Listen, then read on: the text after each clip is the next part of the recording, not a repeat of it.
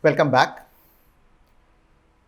Let us continue with our discussion on simultaneous multiple driving forces. In this chapter, we are going to look at the situation when there is simultaneous concentration gradient and velocity gradient, the same as the previous one. Okay, the same. The blood oxygenator one also had a concentration gradient and a velocity gradient. Our approach for the blood oxygenator was a little different to make a few points, right? We had used the equations approach, and then I had shown you some aspects of that approach. Today, I'm going to talk about the transfer coefficient approach. Okay. This transfer coefficient approach is a little, you can call it elegant, yes, in its formulation. It is not based on molecular aspects. In that aspect, it's a little crude. Okay. So you cannot work things out from the fundamentals. And because of that, its applicability is not wide. It is applicable to the situation where you have absolute surety that it is indeed going to work based on experiments. Okay.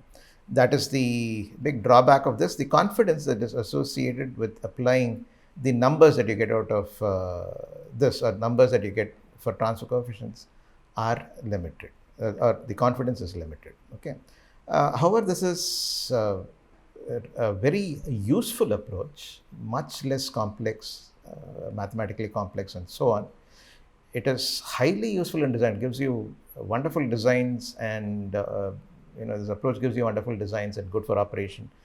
Gives you good insights also. Okay, so both approaches are used, and I'm going to take the example of bioreactor KLA to illustrate this. We're all familiar with bioreactors, and hopefully you know what KLA is. If not, it doesn't matter. I'm going to tell you as a part of this class, this lecture, as to what KLA is.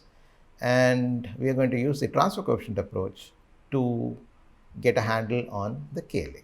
We are going to probably do this lecture, this particular aspect over a few lectures. That doesn't matter. We'll see. We'll take breaks as and when it becomes necessary. Let us break it up into short segments for easy assimilation. Let us first recall bioreactors.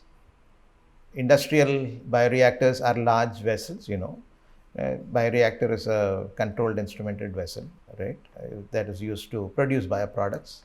And industrial bioreactors are very large vessels, typically 10,000 liters to 100,000 liters or 1 lakh liters. The 1 lakh liters are reasonably common in the industry. 10,000 onwards to 1 lakh is very common in the industry. The cells multiply in these vessels to reach high concentrations.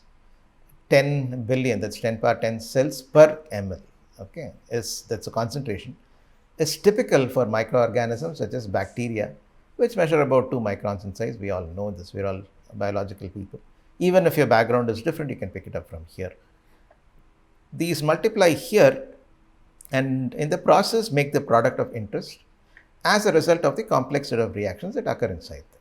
Okay. Many industrially used cells are aerobic. They need oxygen. Oxygen is a requirement for these reactions to occur. And that is where the relevance of today's lecture comes in. Therefore, oxygen is needed for the cells to multiply and make the product of interest. And this is the schematic of a stirred bioreactor. Bioreactor comes in various sizes, shapes, and so on and so forth. Types, for that matter. They can be operated in many different ways. We all probably know this. This is a stirred vessel where you have probably a cylindrical vessel here with a stirrer that stirs, keeps things in suspension. The stirring is also needed for other things, essentially for ensuring that oxygen becomes available to a larger part of this bioreactor. That is also achieved by stirring appropriately. And as we said earlier, any bioreactor is a highly instrumented and controlled vessel. This could be probably a pH probe, this could probably be a DO probe, and so on and so forth. And this is the inlet of oxygen to possibly a microorganism based bioreactor. If it's mammalian cell, bubbling through this is going to cause a lot of shear, there'll be a lot of difficulties. So surface aeration, air is provided here, the oxygen diffuses from here to here, or transports itself from here to here because of the various driving forces present. Okay, so you see the relevance of transport in this nice thing called the bioreactor. So many transport aspects that are present. The normal source of oxygen is air.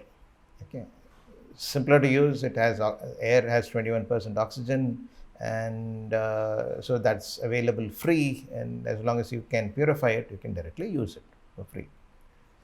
Bioreactors employ either surface aeration that I mentioned, okay, which means you provide air, oxygen here from the surface, it goes inside. That would obviate a lot of stirring, or submerged aeration for supply of oxygen to the culture in them. There are always both sides to the thing. If you are unable to, if the cells are shear sensitive, such as mammalian cells, you cannot stir at high speeds. If you cannot stir at high speeds, you cannot provide oxygen at high enough rates. However, the mammalian cells don't have a high oxygen uptake rate, or they don't demand oxygen at high rates, and therefore that is fine.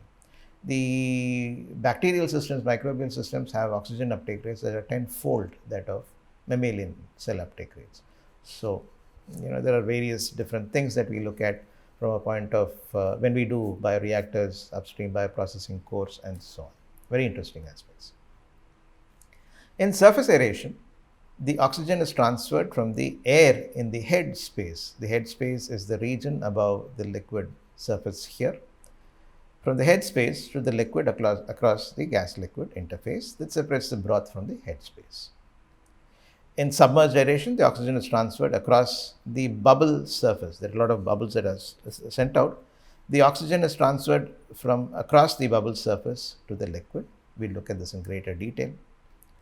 And the rates of oxygen transfer possible with submerged aeration is usually much larger compared with headspace aeration.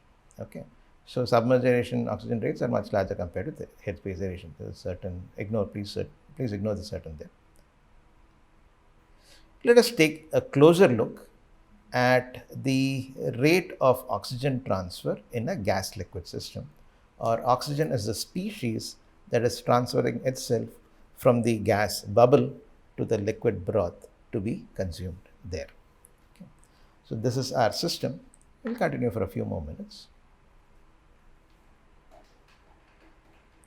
In these situations where mass or heat flux, or when mass or heat flux occur simultaneously with momentum flux, the relevant balances, mass or energy balances and or momentum balances can be written.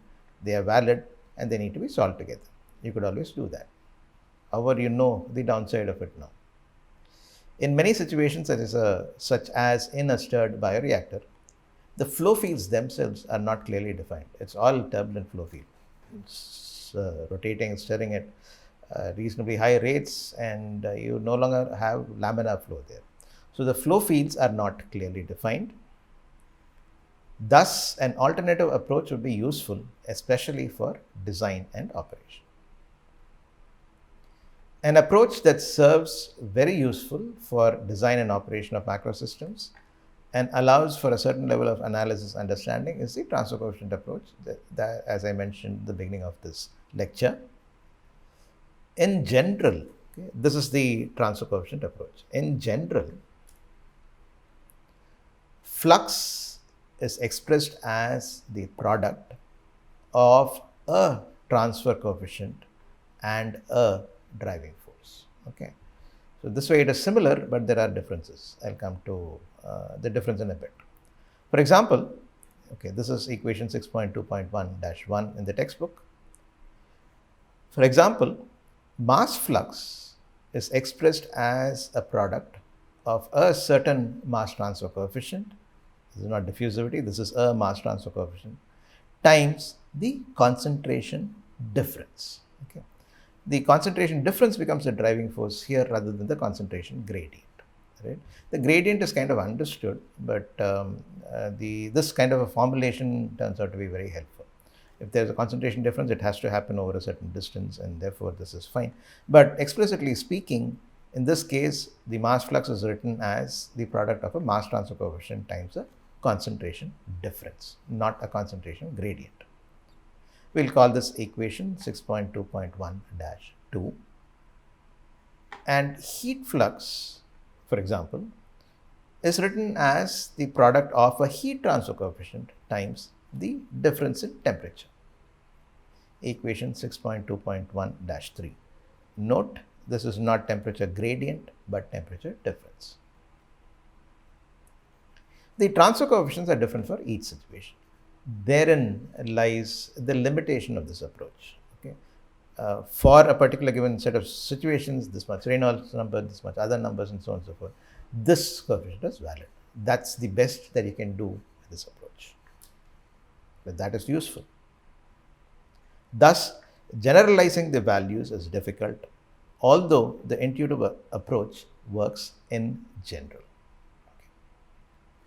So, I think let's take a break here before we get into the formulation. You've been introduced to a new formulation. You've been introduced to transport aspects in some transport aspects in the bioreactor and so on and so forth.